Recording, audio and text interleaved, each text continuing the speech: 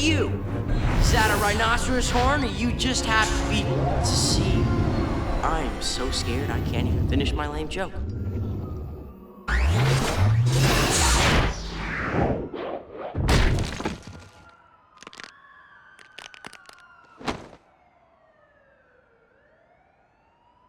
Don't worry, nothing's broken, except my spine, a few ribs, maybe everything else. Ow. Hey everyone! In the journey of ranking all Spider-Man games with the help of my Stasicritic system, details of which are in the pinned comment, we have gone through more than 40 games so far, reaching 2005. Spider-Man 3 would be quite a long way from hitting the theaters, but the Spider-Man game development machine was still rolling and it couldn't be stopped. To fill in the space between the movie releases, the various development teams have focused on adapting the, at the time, still pretty new Ultimate Spider-Man comic book line. So let's see how that turned out.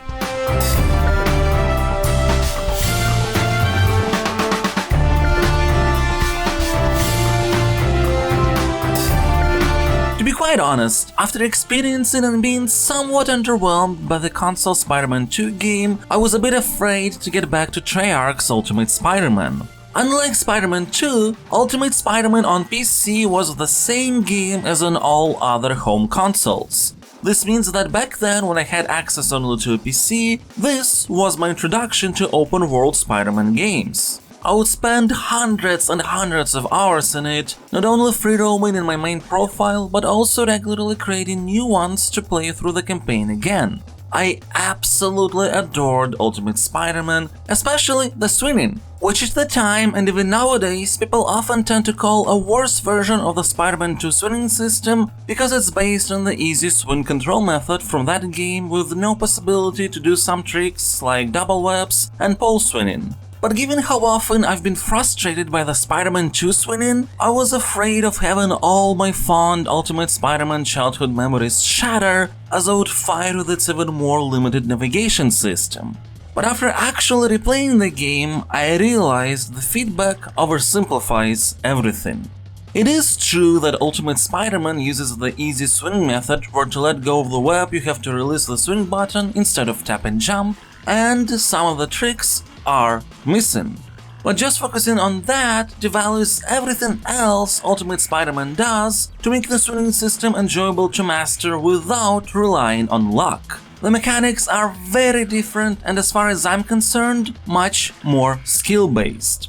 First, you don't need to charge your jumps. The longer you hold the button, the higher your jump is, up to a certain limit of course. The degree of mid-air control is also far greater, and at any point you can do a double jump that not only practically lets you switch directions instantly, but has its own controlled jump height as well. And every web action resets the double jump.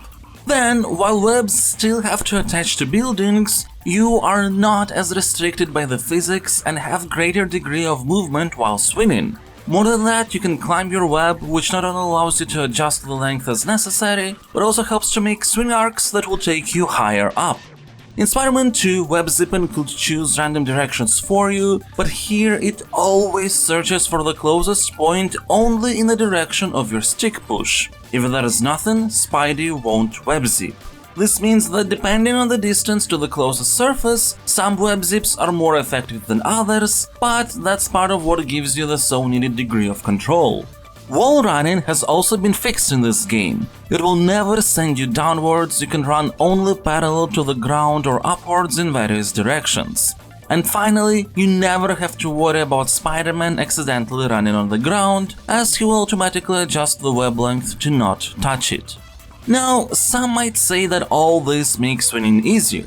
And yes, it is easier to just casually swing around the city, but this doesn't mean that the skill ceiling is low. You have a far bigger degree of control, so your timing of button presses and strategic thinking matters far more, especially in content like races. In Ultimate Spider-Man, there are 60 web-swinging races as opposed to Spider-Man 2's 150, but each track is very well thought out. And thanks to how web-swinging works here, it actually has been really enjoyable to target ultimate medals. as every time you see progress that depends on your skill. The game never messes anything up. If something goes wrong, you understand why and what you need to do differently, so raising the best time from bronze to silver to gold to ultimate always felt satisfying. Honestly, I would never be able to do and enjoy in Spider-Man 2 what I'm able to do and enjoy in Ultimate Spider-Man.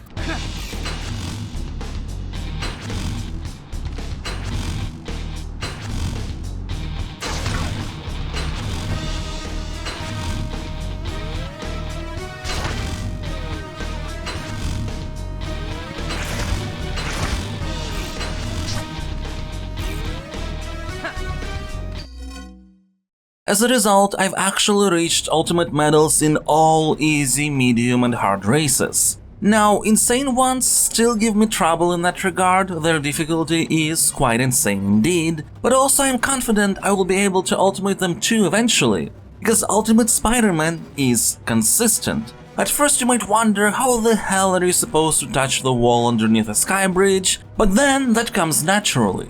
Of course, this game is not just about web swinging races, but they are good examples of why I love the swinging system here much more than in Spider-Man 2. I appreciate the amount of control and how you can actually feel the increase in mastery of the system. In Spider-Man 2, I didn't, even after 40 hours of gameplay, because the game would regularly pull something random and unexpected on me that I had no way of controlling. Combat has seen significant changes as well, and it's also something I enjoy far more than in Spider-Man 2. There is no combo moves triggered by a series of specific button presses anymore. You have your basic actions like kick, punch, grab, webbing, and then you have some variations depending on button combinations. Like if you use a web attack with a punch, you reel the enemy in to then send them behind you. If you push your stick towards the wall while pressing one of the attack buttons, Spidey will jump off that wall to perform his move, and so on. What really makes the system engaging is that your damage gets bigger with a variety of moves you perform, and it increases even more if you switch between targets while doing that. Also, after an enemy is defeated, they will get back up again after some time if you do not web them up. So Spider-Man doesn't kill in this game, unless of course accidents happen. This creates a really distinct, agile, never standing in one place style of fighting for Spider-Man, and that's great as it provides a big contrast with Venom, who is the second playable character. And Venom's style is more of a brutal, head-smashing and spine-cracking variety. Plus, he always loses health unless he feeds on someone, and if you, like me when I was a kid, have never played the console Spider-Man 2 before, you won't understand the dark humor of the feeding tutorial using a child with a balloon. Venom's navigation is also vastly different. He moves around the city mostly through incredibly high jumps, his wall crawling just smashes the surfaces he's on, the sensation of power is really well done. And while at first you control Venom only in specific story missions, after you complete the game you unlock him in free roam mode, with his own set of races tailored specifically for the character, but more importantly, a very fun mayhem system where you get more points for destroying stuff around the city, but also as you go on, more difficult enemies are coming at you. And that mode creates a very interesting dynamic with Venom's need to feed, especially considering that civilians heal far more than armed enemies. So you have to balance combat and destruction with finding the best moments to regenerate health. The main campaign itself really hinges on the satisfaction you get from the navigation and combat mechanics, because most missions will follow a structure of you trying to catch up with someone and then battling them as a boss in an arena. Plus, Venom also has some missions that are essentially more controlled versions of his free roam mayhem mode. But honestly, I was never bored with this structure. It helped that every mission was sprucing things up in their own way. For example, Rhino would leave tons of destruction in his wake, so there'd be a lot of civilians to rescue, while Beetle creates special shields as he flies, so we have to take that into account while swinging. Every time there's something new that recontextualizes the systems you've been using. Bosses themselves are also enjoyable, usually multi-staged, and I really appreciate that their health bars are not that big. Ultimate Spider-Man's combat systems work best in situations where you fight multiple enemies, while a boss is of course just a single character. And since their health is not that high, the game makes sure that you won't get bored from fighting them, plus the switching of stages happens at a good pace. The rest of the content the game has to offer feels like a more polished up version of Spider-Man 2. You can collect tokens, but there's only a couple hundred of them in total as opposed to thousands. They're big and noticeable and help to unlock stuff like comic book covers or additional playable skins. Random crimes don't involve talking to people now, they just happen. You can quickly sub in, save the day and go your way. There's also combat tours which didn't exist in Spider-Man 2. They're nothing special but fun anyways thanks to the fight system. It is weird that there's still side content requirements you have to complete before every story mission, but they're not big, and personally I found myself enjoying Ultimate Spider-Man so much that I would always have those requirements complete when receiving them anyway. What was pretty exciting at the time of the game's release is that Ultimate Spider-Man was supposed to be a new story that's canon to the universe. And it was back in the day. However, now it's not, though the plotline of the game has been loosely adapted in one of the later comic book arcs. And I think that's probably for the better. Nowadays, I personally don't find having to consume transmedia or, in the case of Marvel, multiple parallel comic book series to understand the whole picture to be something enjoyable. However, this leaves the narrative of the game in a weird position. There is a lot of things that are either continuing previous plot points or setting up future ones that don't really go anywhere. Of course, the main arc focused on Peter, Eddie and Trask comes to its conclusion, but there is a lot of what one might call useless fluff. But don't get me wrong, calling it fluff doesn't make any of it less enjoyable, as dialogue in this game is amazingly written, the voice acting is fantastic, the jokes are great, and I absolutely adore how it has recreated the comic book style of the Ultimate series, paired with wonderful animation, action framing, and a particularly amazing soundtrack. Hey! Where'd you get the cool suit? And by cool, I mean cumbersome and ribbon. Don't take it too hard. I mean, clearly, as you can see, I'm kind of a costume design snob. Okay, fine, it's a nice suit. Sorry. Jeez. I must however admit that as technologically impressive as the game is, it definitely pushes the limits of its console generation with really visible texture and model pop-ins, alongside some other technical issues like at times randomly desyncing sound, often uneven levels between music and voice lines, and stuff like that. Still, all that doesn't take away from the huge amount of work that was clearly put into transforming comic book pages to life. Ultimate Spider-Man gets a Metacritic rating of 87. To me, it took the technological innovation of Spider-Man 2 and then made a really great and polished game out of it. Could something still be improved? Sure, it would be great, for example, to have far more elaborate main missions. But what Ultimate Spider-Man has is still greatly enjoyable not only due to polished mechanics, but how the game's missions elevate them in various ways. So it definitely has set a new quality bar for Spider-Man games in general.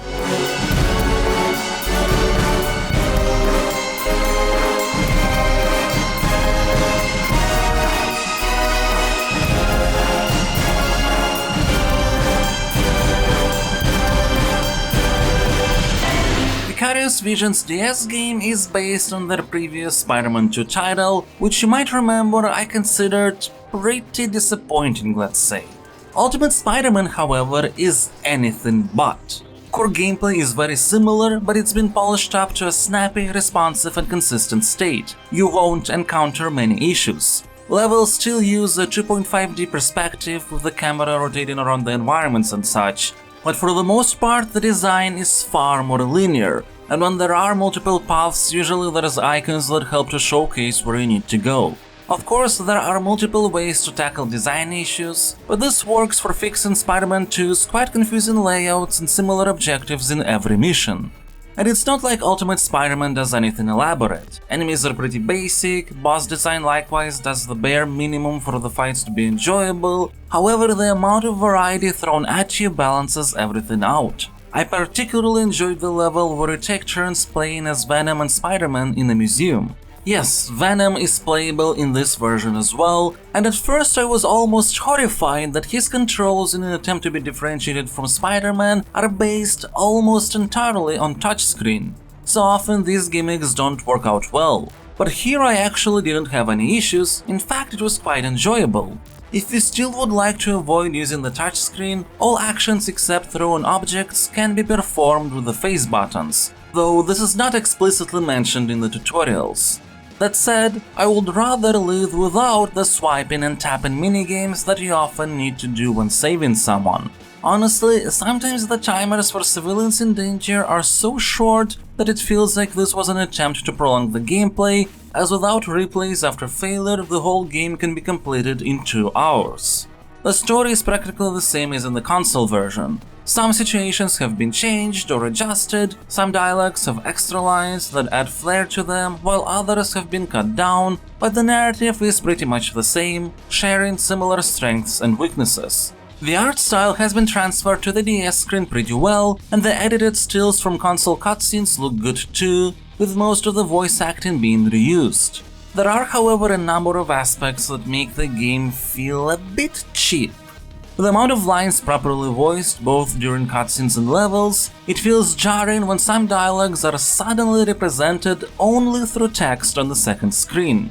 Not enough music from the console game has been reused, as a result you'll hear a lot of the same tunes often. But the biggest weird thing is an absolute total lack of sound effects attached to player and NPC actions. There is background music and there is ambience, but the rest of the game's sound design is bizarrely empty.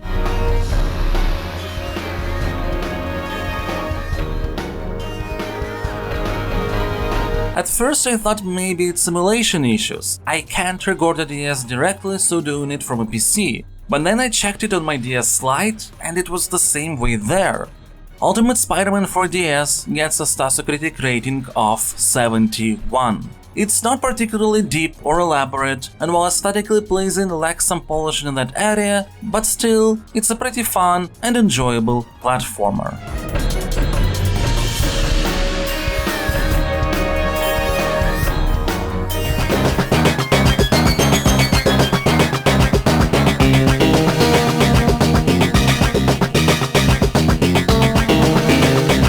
The GBA version of Ultimate Spider-Man was also developed by Vicarious Visions. In terms of gameplay, it is actually sort of similar to the NDS version at its core, but I would say a bit more advanced.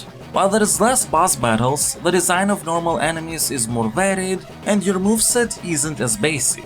Plus, exploration matters a bit more because in most levels there are upgrades that either power up one of your character's stats or add an additional move combo. That said, the amount of depth added is still a bit too small for the length of the levels. They can last too long for their own good.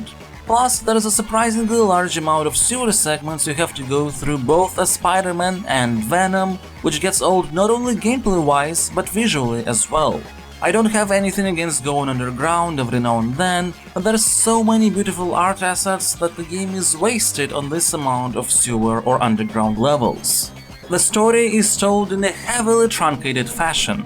You will get the overall plot, and I suppose there's the advantage of the game not wasting time on what I called fluff when it comes to other versions, but at the same time a lot of character and great writing is lost. Ultimate Spider-Man for GBA is an absolutely fine game that will get a Statistical rating of 65. You won't regret trying it out, but for me it's also a one-time game. If I'm ever to replay a handheld Ultimate Spider-Man, it will be the DS version, not this one.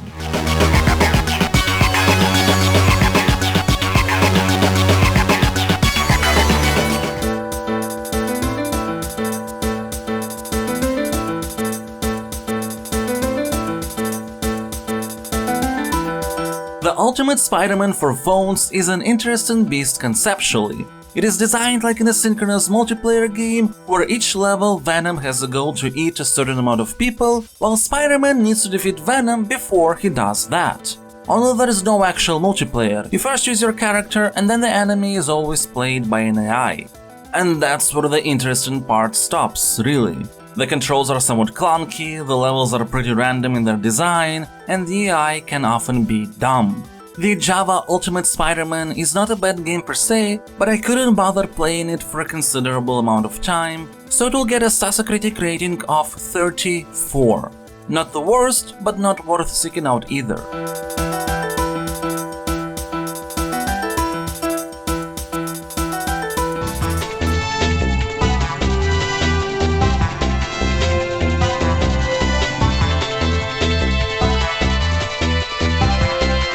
Battle for New York would not be the first time Torus Games makes a Spider-Man game based on a Vicarious Visions engine. Their Spider-Man 2 The Sinister Six for Game Boy Color was really nice. So I was sort of expecting something similar with Battle for New York, which is clearly based on the Ultimate Spider-Man DS game. Sadly, it's not as good.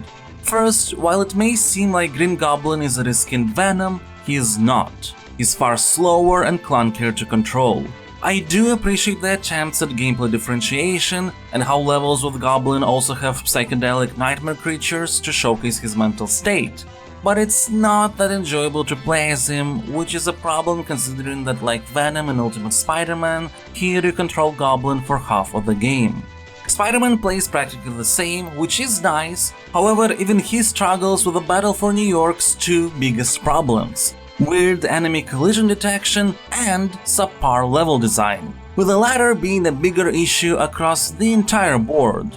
Outside of some layouts being pretty confusing, you will encounter stuff like enemies required to defeat taking too long to spawn, level parts needed for progression being placed pretty much outside the visible viewport area, and some other annoyances like after completing everything in the level, having to backtrack the whole thing to defeat some suddenly spawned criminals.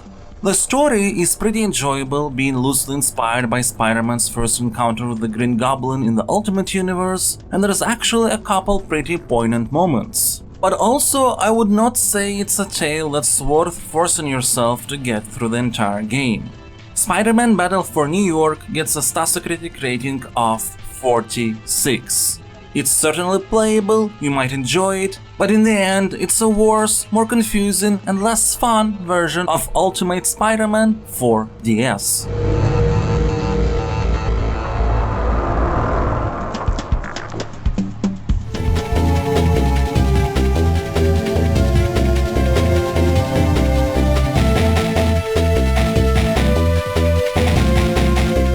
DS version being what it is, I was hoping that maybe the GBA release of Battle for New York, which is based on the GBA version of Ultimate Spider-Man, is going to be an enjoyable experience. It has pretty much the same issues as the DS version though.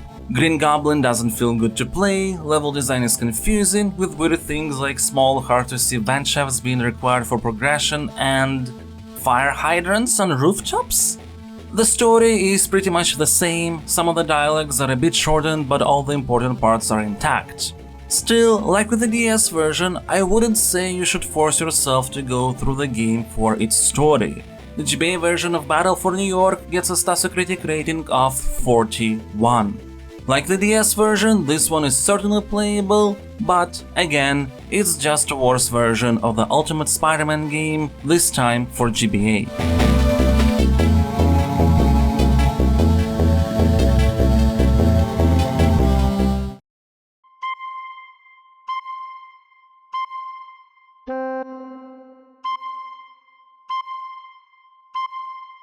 I actually didn't expect much from this phone title because there's barely any information about it online. It's missing from most databases and wikis.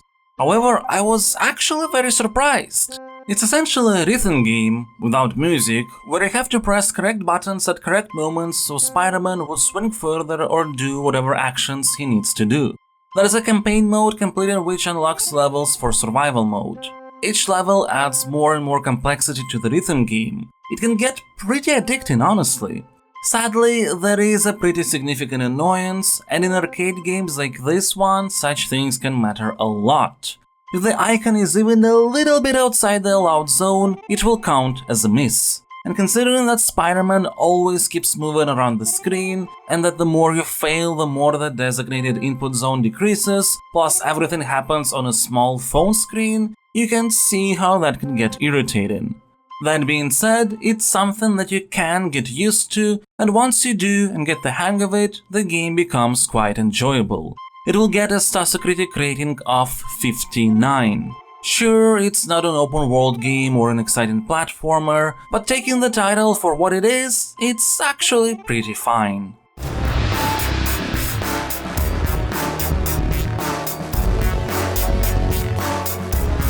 There is one game that I couldn't play, The Amazing Spider-Man Countdown to Doom for Wii Flash. Like with some other games I've missed from the list, since the title is technically not lost to time, it doesn't need an RIP entry, so for now it will just be absent from videos and I will rank it sometime in the future if I ever get to play it.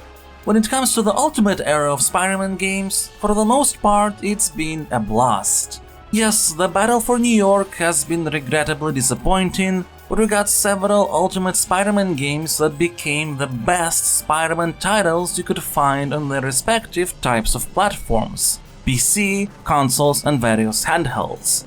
So Ultimate Spider-Man has definitely set a new standard.